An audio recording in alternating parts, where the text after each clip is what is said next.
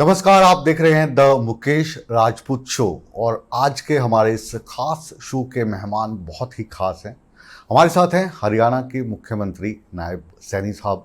बहुत बहुत स्वागत है आपका हमारे इस कार्यक्रम में। और इस वक्त चुनाव का दौर चल रहा है, लगातार आप व्यस्त हैं और इस व्यस्तता में से हमारे लिए आपने जो समय निकाला तो इसके हम आभारी हैं। Thank you Mukesh ji, thank you. और आपको बहुत बहुत शुभकामनाएं, क्योंकि मुख्यमंत्री बनने के बाद अपना ये पहला इंटरव्यू है। हालांकि डिबेट्स में हम काफ़ी बार साथ में रह चुके हैं।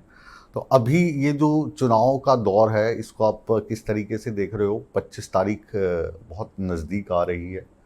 हरियाणा में 25 को चुनाव हैं, तो क्या तैयारियां चल रही हैं?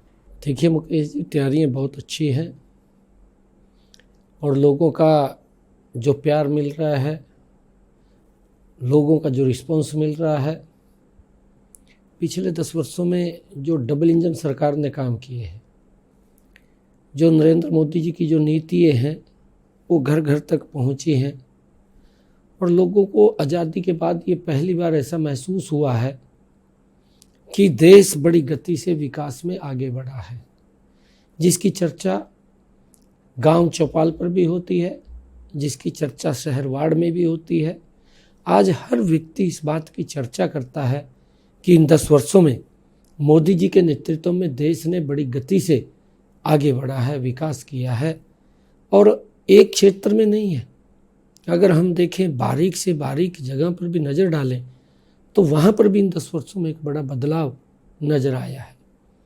आज हम अगर देखें, पिछले लंबे समय तक कांग्रेस देश के ऊपर शासित रही। 55 साल 60 साल का शासन कांग्रेस ने एक छत्र एक परिवार ने किया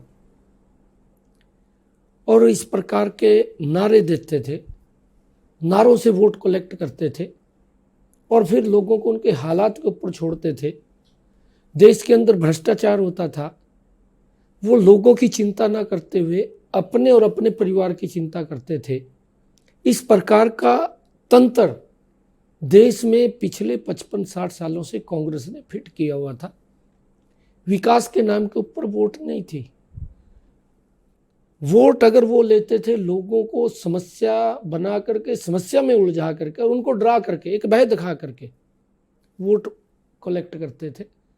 इस प्रकार का तंत्र था और ये कारण रहा है कि लंबे समय तक देश ने जिस गति से तरक्की करनी चाहिए थी, देश जिस गति से बढ़ना चाहिए था, वो नहीं बढ़ पाया जी। उससे लोगों में एक बड़ा देखते भी हैं और लोग जानते भी हैं कि कांग्रेस के समय के अंदर जो हालात हुए हैं, लोग प्रताड़ित होते थे, लाइन में खड़े रहते थे, लाइनें लगती थी, बिजली के नाम के ऊपर बिजली नहीं मिलती थी, गैस के नाम के ऊपर गैस नहीं मिलती थी, टेलीफोन के नाम के ऊपर टेलीफोन उपलब्ध नहीं था। आपके सामने क्या स्थिति थी? अगर एक टेलीफोन का कनेक्शन भी कांग्रेस के समय में लेना होता था तो उसके लिए भी लंबी क्यू थी और 6-6 महीने, साल साल व्यक्ति को इंतजार करना पड़ता था। इस प्रकार का सिस्टम तंत्र वो कांग्रेस के शासन के अंदर था। देश को आगे बढ़ना चाहिए था। आज का जो ये मेरा इंटरव्यू है, ये थोड़ा सा हटके है, क्योंकि चुनाव की बात आप लगातार कर रहे हैं। रैलीज़ में हम देख रहे हैं आप 4-4, 5-5 रैलीज़ कर रहे हैं। एक जगह से दूसरी जगह निकलना हो तो जन सैलाब रोक लेता है काफ़ी संघर्ष करके निकलना पड़ता है। तो ये जो आपकी बॉडी लैंग्वेज है या जो मिलने का जो अंदाज है, बयां है, ये काफ़ी पसंद आ रहा है हरियाणियों को। इसकी बात भी हम करेंगे, लेकिन सबसे पहले क्योंकि ये एक व्यक्ति विशेष का इंटरव्यू के तौर पर हम ले रहे हैं, तो जो ये नायब सैनी हैं, ये कौन है जो हरियाणा के मुख्यमंत्री बन गए? कहाँ से आपकी शुरुआत हुई? तो उन यादों को थोड़ा सा हम ताज़ा करना चाहेंगे और इसी बहाने नायब सैनी को जो लोग कम जानते हैं उनसे भी उनको रूबरू करवाना चाहेंगे। देखिए मुकेश जी, पार्टी का काम एक छोटे से कार्यकर्ता के रूप में शुरू किया और जहाँ पर भी पार्टी ने ड्यूटी लगाई वहीं पर काम किया। कहाँ से शुरुआत हुई? मैंने नीचे से बूथ लेवल से काम शुरू किया, मंडल में रहा हूँ, युवा मोर्चा का काम देखा है, किसान मोर्चा का काम देखा है, पार्टी का काम देखा है, जिला स्तर का, प्रदेश में किसान मोर्चा का काम देखा है ओबीसी मोर्चा का राष्ट्रीय स्तर के ऊपर काम देखा है और आज पार्टी की ही कृपा है कि एक छोटे से कार्यकर्ता को भारतीय जनता पार्टी का प्रदेश का अध्यक्ष भी बना दिया जी। और प्रदेश के अध्यक्ष के बाद पार्टी का मुखिया ही बना दिया प्रदेश का। और ये भारतीय जनता पार्टी में संभव है, किसी और दल में संभव नहीं है, क्योंकि कांग्रेस में ही परिवारवाद है। परिवारवाद तो कांग्रेस में बगैर परिवारवाद के कुछ होता नहीं है। अन्य क्षेत्रीय दल हैं वो है ही परिवारवाद है, वो तो उसके अंदर तो किसी और किसी के सोचने का मतलब ही नहीं है। और कांग्रेस में जब इस प्रकार का परिवारवाद है तो कहीं ना कहीं कुछ जो कार्यकर्ता अच्छे कार्यकर्ता होते हैं उनके अरमान दब जाते हैं, वो आगे नहीं बढ़ पाते। और भारतीय जनता पार्टी एक ऐसी पार्टी है जिसके अंदर कार्यकर्ता अपनी मेहनत के बल के ऊपर जितना ऊंचा जाना चाहे वो जा सकता है। ये भारतीय जनता पार्टी के अंदर है। नहीं, वो हम देख भी रहे हैं, तो इसीलिए क्योंकि जो आपके कार्यकर्ता हैं हम उन तक भी ये बात पहुंचाना चाह रहे थे कि जो नायब सैनी प्रदेश के मुख्यमंत्री बन सकते हैं, तो एक आम कार्यकर्ता को ये जगह मिल सकती है और ये एक बार फिर से साबित हुआ है। तो जब आपकी शुरुआत हुई तो ऐसे कौन कौन से लोग रहे जिनसे आपको सीखने को मिला? अभी भी जाहिर है कि सीख रहे हैं। नहीं, देखिए, क्योंकि मनोहर लाल जी से बहुत कुछ सीखने को मिला है।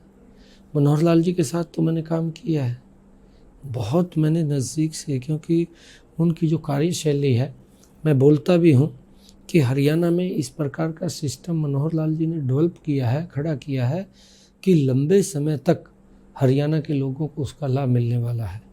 क्योंकि उनकी जो सोच थी वो सोच व्यक्ति को किसी प्रकार की दिक्कत समस्या ना आए, और जो अंत्योदय की भावना है, जो पंडित दीनदयाल उपाध्याय जी ने एक विचार दिया था, उस अंत्योदय की भावना से कि सरकार की योजना अंतिम व्यक्ति के पास पहुंचे, योजनाबद्ध तरीके से पहुंचे। कांग्रेस के समय के अंदर तो डिस्ट्रीब्यूशन में ही बड़ी दिक्कतें थी। वो गरीब व्यक्ति तो देखता रहता था, गरीब व्यक्ति तक लाभ ही नहीं पहुंचता था। गरीब व्यक्ति तो खाली कांग्रेस के समय में वोट देने के लिए उपयोग करते थे, बाकी इससे अलग कोई काम नहीं करते थे। अगर आप देखें, कांग्रेस के समय के अंदर ओबीसी को संवैधानिक दर्जा नहीं दिया। कितना विरोध किया कांग्रेस ने, कांग्रेस के बड़े नेताओं ने विरोध किया। काका कालेलकर की रिपोर्ट से लेकर के मंडल कमीशन की रिपोर्ट, उसका विरोध किया। ये अब आकर के नरेंद्र मोदी जी ने सम्मान दिया है 2019 के अंदर आकर के इसको ओबीसी आयोग बनाया, उसको संवैधानिक शक्तियाँ दी। संवैधानिक शक्तियों के साथ साथ उनको ये शीशा दिखाने का कांग्रेस के लोगों को काम किया कि ओबीसी का संविधान के अंदर 27% का अधिकार है। अपने मंत्रिमंडल के अंदर 27 मंत्री लिए, परंतु आज तक ओबीसी को भी वोट बैंक के रूप में इस्तेमाल करते रहे, किसान का शोषण करते रहे। और आज ये बात बोलते हैं कि किसान की हालत खराब है। अरे 5 साल 10 साल के अंदर हालत खराब हो गई है क्या? इसका जिम्मेवार कौन है? जिम्मेवार तो वो लोग हैं जो देश के ऊपर लंबे समय तक शासन करते रहे, जिन्होंने उस तरफ सोचा ही नहीं। जो बजट को लेकर हम बात करते हैं, किसान की बात करते हैं, आम आदमी के लिए बजट की बात करते हैं, तो उसमें क्या चेंज आपको देखने को मिला है जिससे कि आप विकास का दावा करते हैं कि उस समय से जो विकास की गति है वो अब ज़्यादा तेज़ है? देखिए मुकेश जी, क्योंकि अगर किसान की हालत ख़राब हुई है, ये 8-10 सालों में जो कांग्रेस बोल रही है, कांग्रेस दुष्प्रचार कर रही है, ये 8-10 सालों के अंदर नहीं हुई है। जिन्होंने देश के ऊपर लंबे समय तक शासन किया, 55-60 साल तक शासन किया, वो इसके जिम्मेवार हैं। क्योंकि मैं देखता हूँ कि कांग्रेस का अगर 2014 से पहले आप लोग देखें, कांग्रेस का मात्र 25,000 करोड़ रुपए का बजट था एग्रीकल्चर के लिए। अभी इन्हीं 10 वर्षों के अंदर नरेंद्र मोदी जी के नेतृत्व में जो एग्रीकल्चर बजट है उसको 1,28,000 का बजट ये एग्रीकल्चर के लिए देने का काम किया है, ताकि एग्रीकल्चर का जो इंफ्रास्ट्रक्चर है या साइलोस हैं, जो गोडाउन्स हैं, उसके ऊपर जो और अन्य एग्रीकल्चर को बढ़ाने के लिए कोई इंडस्ट्री, एग्रो बेस इंडस्ट्री है, उसको आगे बढ़ाया जाए, ताकि किसानों को मार्केट भी मिले, उसको अच्छा लाभ भी मिले। उसके लिए इतना बजट आदरणीय प्रधानमंत्री जी ने दिया। उनकी सोच है कि किसान को आगे बढ़ाना है, उसकी इनकम बढ़ानी है, उसके खर्चे को कम करना है। ये आदरणीय नरेंद्र मोदी जी की सोच है। और 10 वर्षों के अंदर बड़ी गति से किसान तक ये लाभ पहुंचाया जा रहा है। किसान को प्रधानमंत्री किसान सम्मान निधि दी जा रही है, 6,000 रुपये एक साल के अंदर उसके खाते के अंदर पहुंचाए जा रहे हैं। किसान को मजबूत, ये पहली बार नरेंद्र मोदी की सरकार ने ये कार्य किया है। प्रधानमंत्री फसल बीमा योजना, मैं अगर हरियाणा की बात करूं, हरियाणा के अंदर मात्र 2 रुपये का चेक, 5 रुपये का चेक, किसान के साथ मजाक करते थे ये लोग, कांग्रेस के लोग, परंतु हमारी सरकार ने प्रधानमंत्री फसल बीमा योजना ला करके किसानों को इन्होंने 1100 करोड़ रुपया 10 वर्षों में दिया। अगर पिछला 2014 से पीछे कांग्रेस का इतिहास देखें, मात्र 1100 करोड़ रुपए, 267 करोड़ रुपया हमारी सरकार ने, मनोहर लाल जी मुख्यमंत्री 2014 में बने, 267 करोड़ रुपया किसान की फसल के खराबे का हमारी सरकार ने दिया। और आज अगर हम 9.5 वर्षों का आंकलन करें, कांग्रेस का 10 वर्षों का 1100 करोड़ रुपया और हमारा 9.5 वर्षों का 12,500 करोड़ रुपया, एक बड़ी फिगर है। ये सरकार किसान के हित में, किसान को मजबूती की तरफ ले जाने का काम कर रही है, परंतु कांग्रेस ने लगातार हर वर्ग का शोषण किया है। महिलाओं का शोषण किया है, युवाओं का शोषण किया है, ओबीसी का शोषण किया है, किसान का शोषण किया है और जो एससी का शोषण किया है। ये तो खाली वोट लेने का काम करते थे, ये काम नहीं करते थे। जी, हरियाणा की बात करें तो आपको जो ये 10 साल बीते, इन 9.5 साल के करीब, इनमें आपने क्या बदलाव देखा?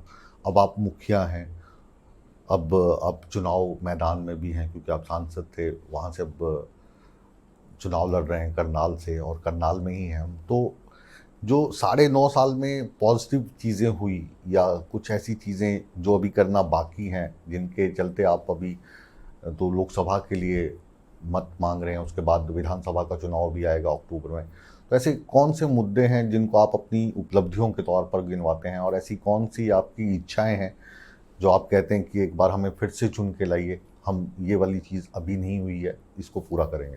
नहीं, देखिए, ये आदरणीय प्रधानमंत्री जी ने एक हमें विजन दिया है, और अगर आपने देखा है जो बजट भी आए हैं उसी विजन के तहत बजट प्रस्तुत हुए हैं। आज़ादी के 75 वर्ष हुए, आज़ादी का अमृत महोत्सव मनाया गया। आदरणीय प्रधानमंत्री जी ने कहा कि जो हमारे क्रांतिकारी वीर थे, उनके सपनों का भारत, उन्होंने सपने देखे थे और ये अमृत काल शुरू हो गया।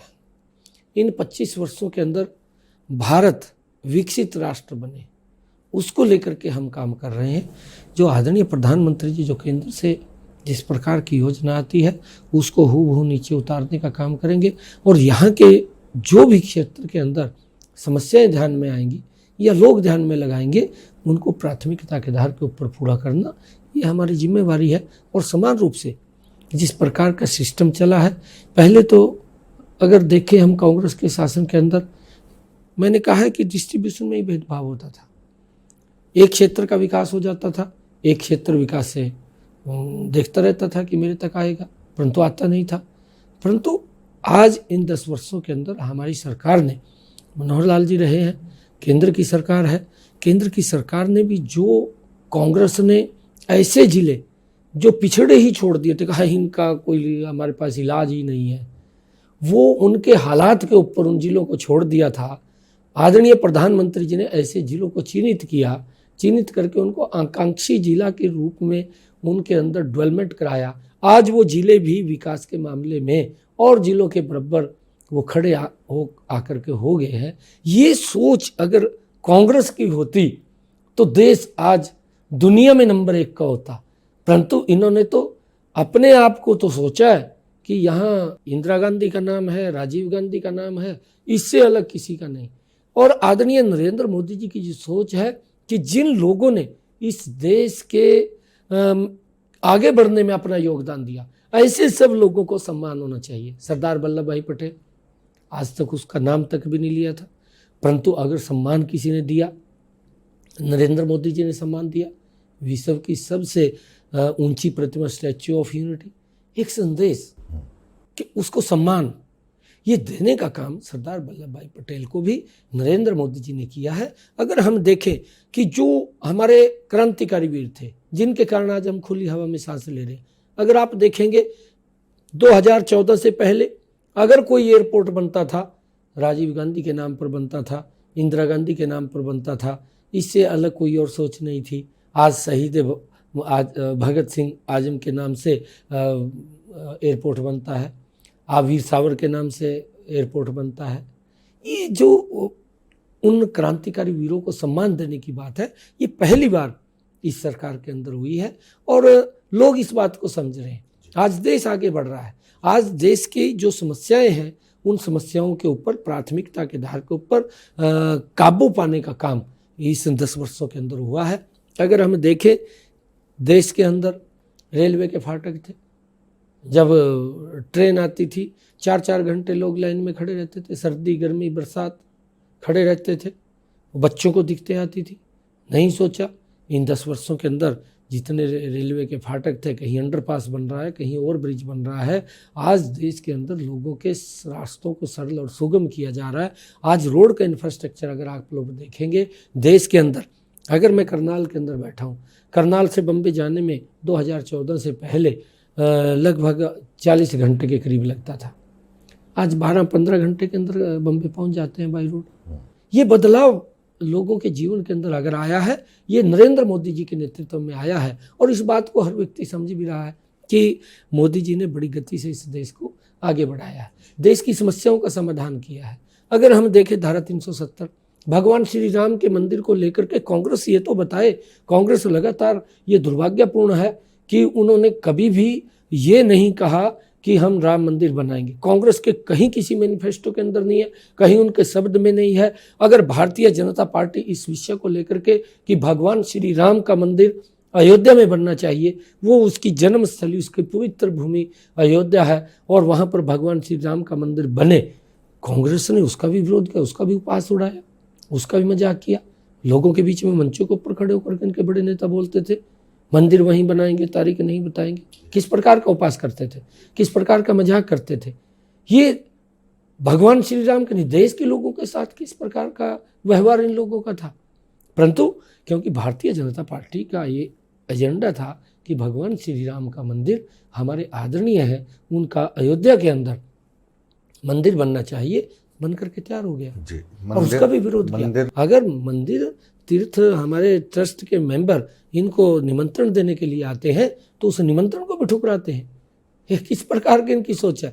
और फिर बोलते हैं कि हम इन फैसले के ऊपर विचार करेंगे, धारा 370 के ऊपर विचार करेंगे, मैनिफेस्टो के अंदर लिखते हैं। और देश कितना, देश ने सहा है, कितना पीड़ित देश हुआ है धारा 370 के कारण, किस प्रकार से अंत तक वो आ जाता था। परंतु कांग्रेस का ध्यान ही नहीं था। किस तरीके से हमारे सेना के जवानों के ऊपर पत्थरबाजी होती थी, सरकार देखती रहती थी, सरकार कुछ निर्णय नहीं कर पाती। जो हमारे गृह मंत्री हैं वो कह रहे हैं कि धारा 370 भी हो गया, राम मंदिर भी हो गया, अगला जो उद्देश्य है पाक ऑक्युपाइड कश्मीर का है। बिल्कुल उसी की लड़ाई हमारी है, उसी की लड़ाई हमारी है। कश्मीर तो हमारा था ही। ये कांग्रेस ने कश्मीर को ही उसमें उलझा करके रखा कि और कहीं सोचने की जरूरत ना पड़े, यहीं उलझा दो और समस्या को समस्या बना करके धारा 370 के नाम के ऊपर लोगों की वोट लेते रहो। परंतु एक एक समस्या का समाधान, धारा 370 की समस्या का समाधान हुआ है। भगवान श्री राम के मंदिर का निर्माण होकर के आज उस विषय को बंद किया है। उसके ऊपर आदरणीय प्रधानमंत्री जी ने स्पष्ट रूप से कहा कि आपके विचार में हमारे विचार में एक अंतर है। लोकसभा के अंदर कहा, उन्होंने कहा कि मुझे वोट की नहीं, मुझे इस देश की चिंता है, और कांग्रेस को इस देश की नहीं वोट की चिंता है। ये अंतर उनके विचार में, कांग्रेस के विचार में और मोदी के विचार में है। और मोदी जी लगातार देश को एक विकसित राष्ट्र बनाने का जो उन्होंने संकल्प लिया है, उस संकल्प की गारंटी अगर कोई है तो नरेंद्र मोदी है। वो कांग्रेस से गारंटी नहीं कर सकते। राहुल से क्या गारंटी कर सकते हैं कि राहुल तो ये बोलता है, जेएनयू के अंदर जाकर के क्या बचपने की बात करते हैं, जो देश के टुकड़े टुकड़े की बात करता है, राहुल उसके बीच में जाकर के समर्थन देने की बात करता है। किस दिशा में देश को ले जाने का काम कर रहे हैं। और ये दुर्भाग्यपूर्ण है कांग्रेस के लिए भी, देश के लिए भी, कि जो यासीन मलिक अलगाववाद की नीति अपनाता था और जिसने कश्मीर के कश्मीरी पंडितों को किस प्रकार से वहां उनके ऊपर अत्याचार किए, महिलाओं के ऊपर अत्याचार हुए, बेटियों के ऊपर अत्याचार, अपना सब कुछ छोड़ करके टेंटों में जीवन व्यतीत करना शुरू कर दिया। वो व्यक्ति कांग्रेस के समर्थन में दिल्ली में पोस्टर लगाता है और पोस्टर लगा करके ये बोलता है कि कांग्रेस को वोट दें। किस दिशा में देश जा रहा है? ये कांग्रेस कहाँ ले जाना चाह रही है? पाकिस्तान के बड़े नेता ट्वीट करते हैं कि कांग्रेस को जिताओ। ये समझ में नहीं आया पाकिस्तान से कांग्रेस सपोर्ट मिल रही है उनको। किस जी। दिशा के अंदर ये देश को ले अभी जाना हम चाहते हैं। विकास की बात करें तो जो मोदी सरकार है काफी आयाम स्थापित किए हैं, खासतौर से जीएसटी की बात करें। जब जीएसटी लाया गया तो उसका काफी विरोध किया गया, लेकिन बताते हैं कि जीएसटी लाने से जो काफी सारी शेल कंपनी जिसका फायदा उठाती थी, नकली कंपनियां बनाकर जो सरकार से एड ली जाती थी, वो रुक गई। हरियाणा नंबर 2 पे आ गया है पूरे देश में। तो टैक्स कलेक्शन में हरियाणा नंबर 1 की तरफ बढ़ता जा रहा है। थोड़ा बेरोजगारी की अगर हम बात करें, महंगाई की अगर बात करें, तो इसको लेकर भारतीय जनता पार्टी की केंद्र सरकार का और उसमें हरियाणा सरकार का क्या सहयोग रह सकता है कि बेरोजगारी का जो आंकड़ा है वो कम हो, महंगाई का जो इंडेक्स है वो और कम लाया जा सके। हालांकि पहले की तुलना में महंगाई का इंडेक्स कम हुआ है, लेकिन महंगाई अभी भी बनी हुई है। नहीं, देखिए मुकेश जी, क्योंकि एक प्रकार का कांग्रेस के द्वारा ये हवा भी खड़ा किया जा रहा है। 2014 से पहले की महंगाई और आज की महंगाई, उसकी तुलना करिए आप। सीनियर, मैं कह रहा हूँ कि वो इंडेक्स में हाँ, महंगाई आप सीनियर नीचे आई पत्रकार है। हैं, हाँ। आप उसका आंकलन करिए। कांग्रेस के समय के अंदर एकदम महंगाई 2 डिजिट में चली गई थी। आपके सामने कितनी गति से बढ़ी थी, रोकने का कोई वो नहीं था। और ये इस प्रकार का देश के लोगों से मजाक करते थे, अगर इनको पूछते थे कि भाई आप 1000 रुपये का सिलेंडर मिलता है, क्या आप खरीद नहीं सकते? क्या आप ये काम कर लेते हैं, गैस सिलेंडर खरीदने में कोई दिक्कत है? इस प्रकार का देश के लोगों से मजाक करते थे। प्रधानमंत्री बोलते थे कि यहाँ क्या कोई पेड़ के ऊपर नोट लगे हुए हैं कि जिनको तोड़ करके मैं दे दूंगा? ये इस प्रकार का मजाक देश के लोगों से करते थे। और जीएसटी के अंदर देश के लोगों को जीवन को सरल किया है। और कांग्रेस जहाँ जहाँ इनके सिस्टम था बना हुआ, इसके अंदर लीकेज होती थी। जो कांग्रेस का प्रधानमंत्री बोलता था कि मैं तो 1 रुपया भेजता हूँ, नीचे 15 पैसे पहुँचते हैं, 85 पैसे कहाँ चले जाते थे, कौन से विकास पे खर्च होने थे, कौन से गरीब के सुविधाओं के ऊपर खर्च होने थे, उसकी चिंता नहीं की।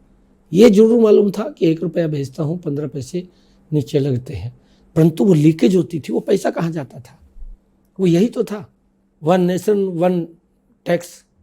आज आपके सामने आज वो लीकेज को बंद किया है।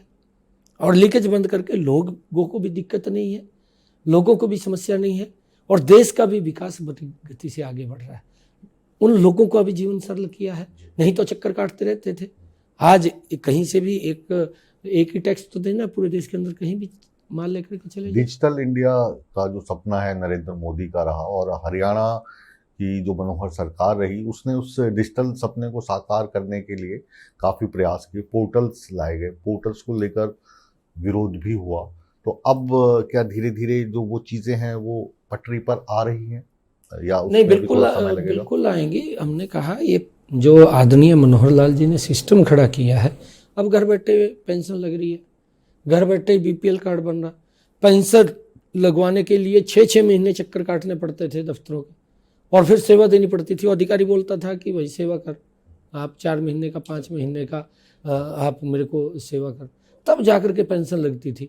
आज 60 वर्ष का होता है, पेंशन लग करके घर चली जाती है। ये पोर्टल का ही कमाल है। कांग्रेस जब इस प्रकार की भाषा बोलती है कि हम आएंगे पोर्टल को ख़त्म करेंगे, तो मुझे ऐसा उनके मुख से लगता है जैसे भ्रष्टाचार की बू आ रही हो। भ्रष्टाचार को फिर जन्म देते हैं, फिर लोगों को लाइन में खड़ा करने वाली नीति उनकी सामने आती है। परंतु आज देश और प्रदेश के लोग समझ चुके हैं कि ये लोग ये शोषण करने के लिए वोट मांगते हैं, ये भ्रष्टाचार के लिए वोट मांगते हैं। इनका उद्देश्य किसी का विकास करना नहीं है, किसी को सुविधाएं देना नहीं है। ये लोग तो अपने लिए ही मांगते हैं। और आज अगर आप लोग देखेंगे मुकेश जी, जो जितने लोग आज एक मंच पर इकट्ठे हुए हैं, एक दूसरे को पानी पी पी करके गाली पिलाते थे, और यहाँ तक कि एक नेता ने तो मंचों के ऊपर खड़ा होकर के कहा, उसकी वीडियो भी है, मैं अपने बच्चों की कसम खाता हूँ, कांग्रेस इतनी भ्रष्टाचारी पार्टी है, मैं कभी भी उसके साथ समझौता नहीं करूंगा। उसने ये भी कहा कि अगर ईडी से कांग्रेस इतनी भ्रष्टाचारी है, अगर ईडी से सोनिया गांधी की जांच कराई जाए तो तिहाड़ जेल में चली जाएगी। ये सीडी है, कैसी गाली देते थे। और ये आप किन की बात कर रहे हैं, बता दीजिए ना। अरविंद केजरीवाल की जी जी। उसकी वीडियोज है उसकी, आप देख लीजिए। जो व्यक्ति ये बोलता था कि मैं तो आम आदमी हूं, मैं गाड़ी नहीं लूंगा, BMW गाड़ी में घूमता है। जो ये बोलता था कि मैं तो साधारण आदमी हूं, आम आदमी हूं, मैं मकान नहीं लूंगा, वो 48 करोड़ रुपए का शीश महल खड़ा कर लेता है। जो व्यक्ति ये बोलता था कि मैं शिक्षा के अंदर बच्चों को ठीक शिक्षा मिले और उनको नौकरी मिले, पढ़ करके अच्छी शिक्षा मिले, वो स्कूल खोलने की बजाय ठेके खोल देता है। ये लोगों के सामने है। जो ईमानदारी की बात करता था वो घोटालों में फंस जाता है, जेल में चला जाता है। जो मंच के ऊपर खड़ा होकर के बोलता था कि अगर मेरे ऊपर उंगली भी उठी मैं त्याग पत्र दे करके जांच करवाऊंगा, अब जेल में भी चला गया, फिर भी त्याग पत्र नहीं हुआ। ये किस प्रकार, और फिर इकट्ठे हो गए, सारे के सारे इकट्ठे हो गए। अगर आप देखें घमंडिया गठबंधन के लोग, ये एक झुंड बना करके, इनका हेतु देश का विकास करना नहीं है मुकेश जी, इनका हेतु देश के लोगों को सुविधाएं पहुंचाना नहीं है। इनका एक ही मिशन है, इनका एक ही एजेंडा है, भ्रष्टाचारियों को बचाना। मोदी जी का एजेंडा है देश को बचाना, और इन घमंडिया गठबंधन के लोगों का है कि परिवार को बचाना, भ्रष्टाचारियों को बचाना। इसको लेकर के इकट्ठे हुए हैं। अभी ये मोदी जी ने नारा दिया है अब की बार 400 पार, तो ये जो नारा है अभी आपको धरातल पे उतरता हुआ नजर आ रहा है? और इस चुनाव के जो बाकी फेजेस बचे हैं, इस में आपको क्या लगता है कि इस नारे के आसपास पहुंच पाएंगे? क्योंकि विपक्ष कह रहे हैं कि बहुत बड़ा नारा दे दिया। नहीं मुकेश जी, हाँ। ये नारा ये देश ने दिया है, ये देश के लोगों ने दिया है। क्यों दिया है ये भी मैं बता देता हूँ आपको, किस कारण से दिया है। जी। देश के लोग जानते हैं। गरीबी हटाओ का नारा दिया। 35 वर्ष तक इंदिरा गांधी ने 1970 के दशक में कहा था कि गरीबी हटाएंगे। 35 वर्ष तक गरीबी हटाओ के नारे को लेकर के वोट लेते रहे, गरीबी नहीं हटी। आपके सामने गरीब को लगने लगा कि हर बार वोट ले जाते हैं और हमारा शोषण करते हैं, और गरीबी हटाओ का नारा लेकर के आ जाते हैं, काम कुछ करते नहीं है। लोगों का कांग्रेस से मुंह भंग हो गया। जब मुंह भंग हुआ तो राजीव गांधी ने एक और नारा दे दिया। दिल्ली में बैठ करके उसने कह दिया मैं तो 1 रुपया भेजता हूं, और नीचे तो 15 पैसे पहुंचते हैं। क्योंकि उस नारे को इन्होंने लोगों का ध्यान डाइवर्ट करना था। गरीबी हटाओ का नारा दिया है, गरीबी हटी नहीं है, और लोगों का ध्यान डाइवर्ट करना है। राजीव गांधी बोलते हैं मैं 1 रुपया भेजता हूं, नीचे 15 पैसे लगते हैं, लोगों का ध्यान डाइवर्ट कर दिया, फिर वोट लेते रहे डाइवर्ट करके। अब इनका युवराज फिर खड़े होया, वो बोलता है मंच के ऊपर खड़ा होकर के एक झटके के अंदर गरीबी को मैं समाप्त कर दूंगा। वो इंदिरा गांधी को भी छोड़ गया, राजीव गांधी को भी छोड़ गया। उसके पास पता नहीं कौन सा अलादीन का चिराग है कि जिसको रगड़ेगा और रगड़ करके वो गरीबी को समाप्त कर देगा। किस प्रकार की बातें करते हैं लोग। देश आज समझ रहा 21वीं सदी का भारत है, ये प्रगतिशील विकासशील भारत है, और लगातार लोग देख रहे हैं कि कौन क्या काम कर रहा है। आज नरेंद्र मोदी जी ने 5 लाख रुपए का आयुष्मान कार्ड दिया। गरीबी के प्रति मजबूत लड़ाई अगर किसी ने लड़ी है तो नरेंद्र मोदी ने लड़ी है। 5 लाख रुपए का गरीब को आयुष्मान कार्ड दिया, उसको चिंता नहीं उसके इलाज के लिए पैसा कहाँ से आएगा। उस गरीब माँ के घर के अंदर जिसमें गैस का कनेक्शन सिलेंडर नहीं था, वो पहुंचाने की व्यवस्था नरेंद्र मोदी जी ने की। उसके आंखें धुएं से खराब ना हो, उसके आंसू को पोंछने का काम नरेंद्र मोदी जी ने किया। नरेंद्र मोदी जी ने इन 10 वर्षों के अंदर 50 करोड़ लोग ऐसे थे कांग्रेस के समय के अंदर, जिसका मजाक भी राहुल गांधी ने उपास उड़ाया, कांग्रेस के बड़े नेताओं ने उड़ाया कि आप खाता तो खुलवा रहे हैं, पैसा कौन जमा कराएगा। अरे आपने उनकी समस्या को नहीं समझा। 50 करोड़ लोग देश के अंदर ऐसे थे जिनको बैंक में जाने का अधिकार नहीं था। अगर बैंक में कोई आवश्यकता पड़ जाती थी खाता खुलवाने की, 2 मजबूत लोगों के साइन कराने पड़ते थे। अगर किसी को पता लग जाता था गरीब व्यक्ति का खाता खुल रहा है तो भाई वो साइन नहीं करता था। कितना अपमान गरीब व्यक्ति को साइन करना पड़ता था। आज वो सम्मान नरेंद्र मोदी जी ने, वो सिर ऊंचा करके बैंक में जा सकता है, 0 बैलेंस के ऊपर जनधन खाता खोला और उन्होंने उसके अंदर पैसा भी जमा किया। ऐसा नहीं है, अगर ये तो ऑनलाइन है। राहुल गांधी को भी देखना चाहिए भी, आप उसको सर्च कर ले, ऑनलाइन सर्च करके देख ले जनधन खातों के अंदर कितना पैसा जमा हुआ, इसको ही पता लग जाएगा। जो ये मजाक करते थे, जो लोग बोलते थे आज गरीबी के प्रति मजबूत लड़ाई अगर किसी ने लड़ी है, नरेंद्र मोदी जी ने लड़ी है। आज हमारी सेल्फ हेल्प ग्रुप की बहनें, उनको सशक्त मजबूत करने का काम, 1 करोड़ लखपति दीदी बनाया, आगे टारगेट दिया कि आने वाले समय के अंदर 3 करोड़ लखपति दीदी बनेंगी।